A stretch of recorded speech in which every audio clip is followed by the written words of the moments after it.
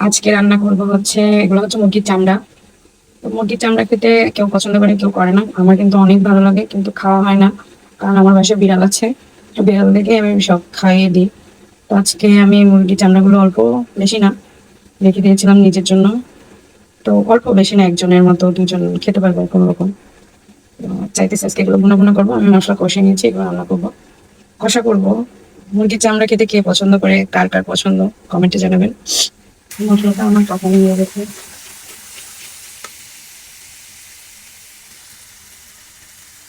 বেশি না, অল্প।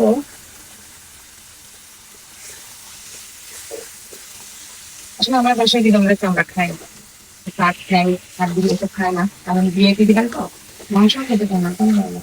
কিন্তু বাহিরে অনেকগুলো বিড়াল আছে, আমি এটাকে দিয়ে দিই, ওরা খায় ভালো, সিদ্ধ করে দিই। আর আমারগুলো খায় না। তারপর আমার নানা কেন দিতেও খেতে চায় না, জানে না, মনে করে করে খাওয়াতে হয়। আমি এগুলো রেখে দিই, আমাকে বলি যে আমরা চলে যাই নিয়ে সে, কারণ বাইরে বিড়াল দেখতে আমার এগুলো দিতে হয়।